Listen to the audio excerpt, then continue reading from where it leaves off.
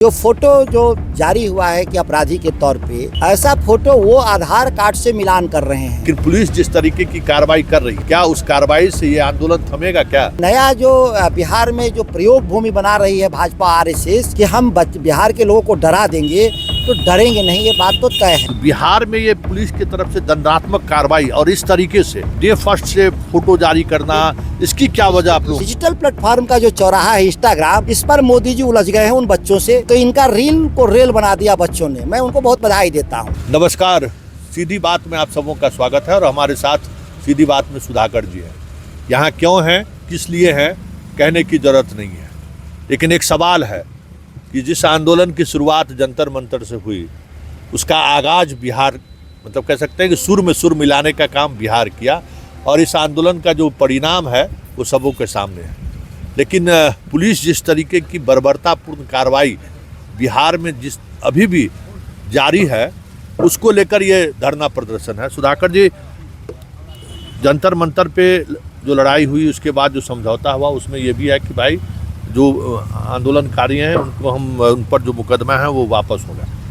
फिलहाल इस वक्त भी बिहार में पुलिस छात्र को गिरफ्तार कर रही है, छापेमारी हो रही है और ऐसे पोस्टर जारी किया जा रहा है जैसे लग रहा है कि वो कोई आतंकवादी है। देखिए, समझौता जो चार्टर्ड कल देखेंगे देश के सरकार और छात्रों के बीच में हुआ, उसमें प्रमुख मांग थी, इस्तीफा के बाद सबसे प्रमुख मांग थी कि छात्रों के खिलाफ जो प्रशासनिक और पुलिसिया कार्रवाई हुई है वो ख़त्म करना है, और जो बर्बरता पुलिस की है उसके लिए माफ़ी मांगना है। लेकिन ठीक उसके उलट उस समझौते के बाद बिहार में प्रशासनिक बर्बरता भी बढ़ा है, मारपीट, गोली बंदूक सब हुआ है, और जो मुकदमे थे, जो कार्रवाई थी, उस कार्रवाई की रफ्तार को भी बढ़ा दिया गया। आज भी सैकड़ों बच्चों को जेल भेजा गया, विभिन्न धाराओं में भेजा गया, और छापेमारी लगातार हो रही है। जो फ़ोटो जो जारी हुआ है कि अपराधी के तौर पे, ऐसा फ़ोटो वो आधार कार्ड से मिलान कर रहे हैं। वो मशीन को जोड़ दिया है, एक इजरायली सॉफ्टवेयर है जिसमें ये वीडियो को और आधार के डेटा को मैच करा करके एड्रेस खोज करके एड्रेस पे पुलिस जा रही है और रात को उठा रही है, दिन में भी उठा रही है। तो ये नया जो बिहार में जो प्रयोग भूमि बना रही है भाजपा आरएसएस कि हम बिहार के लोगों को डरा देंगे, तो डरेंगे नहीं, ये बात तो तय है। देखे होंगे कि जंतर मंतर के बाद सबसे बड़ा विरोध दर्ज हुआ है वो बिहार ने किया। तो बिहार को, इससे सरकार में बैठे हुए लोग घबराए हुए हैं, इसीलिए बिहार के लोगों को डराने का जो षड्यंत्र मोदी और ये सम्राट चौधरी कर रहे हैं, हम लोग आज चेतावनी देने के लिए इस धरना पर हैं। अगर ये नहीं सुधरे तो हम लोग बिहार में बड़ा आंदोलन खड़ा करेंगे। इस आंदोलन में जो लोग जंतर मंतर पर थे, उन्होंने भी कहा कि अब बात बिहार की है, अब बारी बिहार की है। तो ये आंदोलन अब पॉलिटिकल जो प्लेटफॉर्म है वो तो कर ही रहे हैं। जो कॉकरोच पार्टी है वो भी, अब बाकी जो संगठन के लोग हैं वो भी सड़क पर आ रहे हैं। तो ये एक समन्वयक तरीके से होगा या फिर अलग अलग तरीके से होगा? देखिए, मुद्दा तो कॉमन है सबका, वो छात्रों के साथ नाइंसाफ़ी कॉमन मुद्दा है, और आंदोलन भी कॉमन है। जो जहाँ पर है वो कर रहा है, जहाँ से संभव वहीं से कर रहा है। अब हम लोग डिजिटल प्लेटफॉर्म पे नहीं है तो इंस्टाग्राम पर हम लोग जूझ नहीं पाए, वो तो वहाँ पे बच्चे ही जूझ पाए मोदी जी से।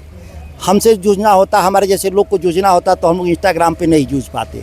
हम लोग चौक चौराहों के जूझने वाले लोग हैं, और मोदी जी ने कहा था कई बार नीति लागू करते नोटबंदी में, जीएसटी में, कि फेल कर जाएगा तो चौराहे पर आप लोग खोजिएगा। वो तो चौराहा मिला नहीं आज तक हम लोग को कि वो आ जाते तो चौराहे पर हम लोग फैसला करते। लेकिन जो डिजिटल प्लेटफॉर्म का जो चौराहा है इंस्टाग्राम, इस पर मोदी जी उलझ गए हैं उन बच्चों से, तो इनका रील को रेल बना दिया बच्चों ने। मैं उनको बहुत बधाई देता हूँ।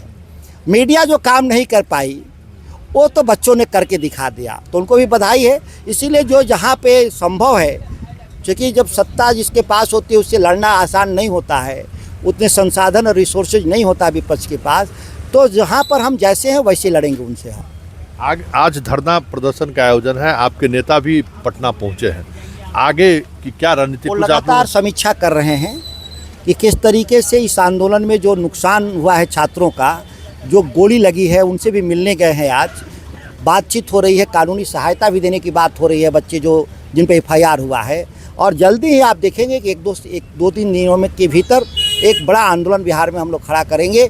अगर सरकार का रवैया में बदलाव नहीं आया तो, अगर सरकार सुधर जाएगी, सारे केस वापस ले लेगी, बच्चों को माफ़ कर देगी तो ठीक है, नहीं तो फिर एक बड़े आंदोलन का स्वरूप उभरेगा। लेकिन तेज प्रताप की जो गिरफ्तारी हुई, कल हम लोग आंदोलन में थे, 10-15 मिनट के लिए वो आए होंगे, कोई ऐसी बात हम लोगों ने सुना भी नहीं कि कुछ ऐसी बात कही गई हो, फिर उनको छोड़ दिया गया।